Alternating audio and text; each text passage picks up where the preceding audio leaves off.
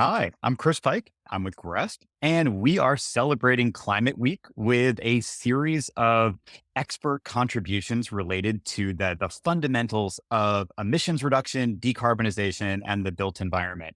Over the course of the week, we're talking about net zero, capital planning, electricity supply, and data quality. And today, we are talking with a special guest about the state of decarbonization in the built environment.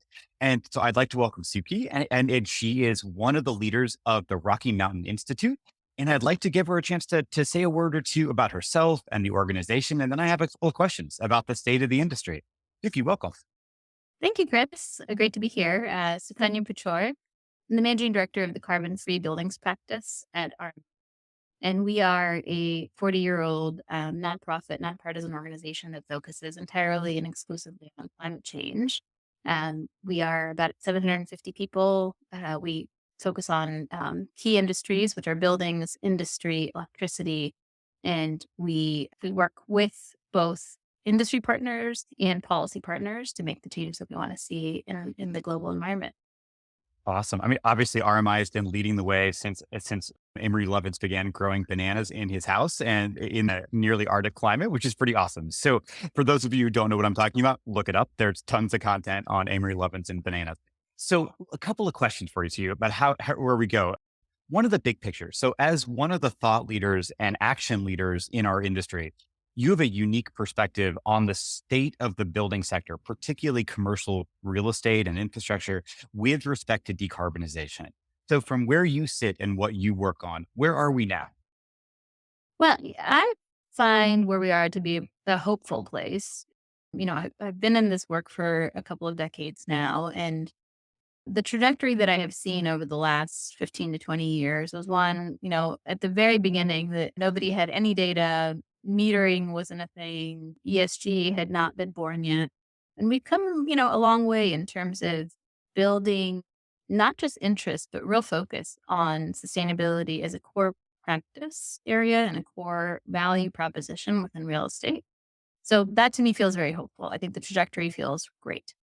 I think where we're heading is kind of where intention meets implementation.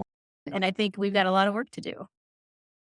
Love that. That's we have this incredible. I think many folks who are not in our industry don't appreciate the capacity that we've built up over the last 10 years. And at the same time, there is truly a massive amount of work to do. So, in the spirit of where we're going, from where you sit, what are the most important factors that are limiting the pace and scope of market transformation? What are the roadblocks to going faster and further in that decarbonization journey?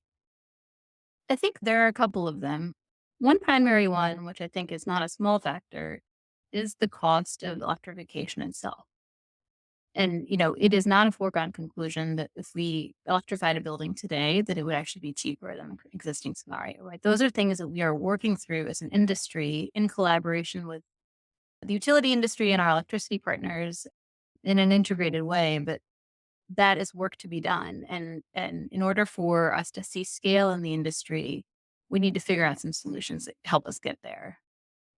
The other thing I think that is limiting us is that to do this well, and this includes the issue of affordability, is this is a very integrated approach in terms of how the market is going to have to address this. It is where, there are pieces of this that are policy and regulation. There are pieces of this that are actually really market focused. And there needs to be an integration and a spectrum of events that are happening that make electrification and decarbonization the new normal, which it really is not currently. The intention setting, I think, is there, but how you get there and what the iterative process is, I think, is still to be determined and is ongoing. It's a learning process for most companies, I think. Yeah, I love that. I think we're all waking up to the idea that essentially buildings and grids are truly a coupled system and this incredible multi-stakeholder situation. It's not this discrete object building and a discrete object grid. It's a coupled system. And you guys have been on the forefront of helping us understand that. We're all thinking about how we manage that. That's pretty exciting. And so as you look forward, what are the most important opportunities for institutional investors? So GRESB bread and butter is helping institutional investors communicate and engage with their commercial real estate and with their infrastructure. How do you see the opportunities for institutional investors as change agents going forward? Where would you put their attention or focus on their opportunities? The most material change that I think investors could be making in terms of their own thinking around this is taking the view that brown buildings are a deficiency to their portfolio and thinking about them as opportunities, Mm, right? That is actually fundamentally where we are as an industry. The existing stock that we have in the US and in the global set, that's a little bit different, but for the US and the European market in particular, the existing stock is where the vast majority of our climate change opportunity exists. But the narrative, even currently, even where regulation is forcing the hand of investors to change their portfolios, the choice so far has been to divest brown assets to make their portfolio greener, rather than actually using those brown assets as the opportunity and the leverage to change portfolios from within. So I actually think the most fundamental thing we could do right now is change that narrative and that's change what feels like a deficiency to look at it as an opportunity. That's truly compelling. I mean, it's such an interesting. It's subtle in it for some who think, oh, we are going to invest in green or high performance buildings. That's true, but if I'm catching what you're saying, this is that the real opportunity both for mission and investment is in that 80% or so of the market that isn't recognized it that way today. Is that the right idea? So it's that big other section. And what if you had to give people a ballpark? What do you think the ratio of the opportunity is? So you of all people, you were involved with one of the first green bonds in the commercial property sector. You know a lot about deploying capital into that sector. If you were to compare the opportunities that we've been living in kind of green opportunity the last decade, how do you see this brown opportunity over the coming decade? What's the relative size of those opportunities? I think it vastly overshadows. You know, when you look at the new construction market in developed countries, it's 1% of the overall bill rate. And 80%, I think, our numbers say 80% of the climate impact is really in existing buildings. Well, all those buildings are still going to be here in 2050. And so for me, it's an 80-20 that you could spend, some small amount of time thinking about how to divest assets and just keep buying the new green things on the market. But the truth is that you're going to run out of supply very quickly if that's your strategy.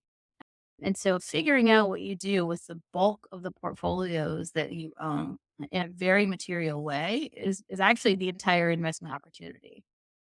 That sounds amazing. I mean, obviously, it's just bread and butter real estate, right? You're buying Good. low, investing in improvement, and hopefully selling high at a later time. That shouldn't be a surprise. So, Yep. as we bring this to a close, I'd love to, part of this exercise is it's a Climate Week is an annual activity, and it's an annual time to take stock. It's also a time to look forward to the year ahead.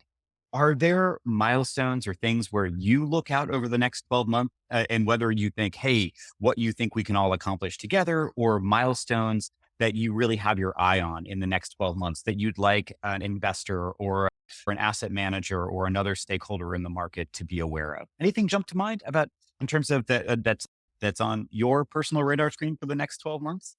I think there are a couple of key things. One, I would love for investors to take on kind of real asset management decarbonization planning effort internally that look at their whole portfolio and their asset management. Um, you know, I kind of think about this as like the metering scenario 10 or 15 years ago. Like you didn't go out and just like start putting meters in everywhere. You actually did it over time. And there are natural cycles in an asset management and in the life of a building where it makes sense to put them in when a tenant moves out, when a tenant moves in. They're just natural cycles. And I think to do this well, I think large portfolio owners now have to take stock with the fact that they have large buildings all over the place and start to roadmap this in a real meaningful way and and put money where the intention is. The second thing is I think embodied carbon is now ripe for a real conversation. And I think you'll see from us a lot of work over the next 12 months in the space. And I think you'll see a lot of interest in the industry that's growing on embodied carbon coming up. So I think both of those things are exciting. I love it. So perfect. Couldn't agree for what it's worth. I couldn't agree more. I think that 2024 is going to be the year that the intersection between capital planning and decarbonization planning kind of breaks out into the mainstream. And as you said, I've seen a preview of some of your work on embodied, and I'm excited for other folks to see it as we go through the next couple of months. It's really going to be, I think it really showcases the practicality of what's going on. So with that, I really want to thank you for your time and the wisdom that you've shared with us for Climate Week. And we appreciate you and your work. So thank you very much. Thank you for everything you do, Chris. Look forward to talking to you soon.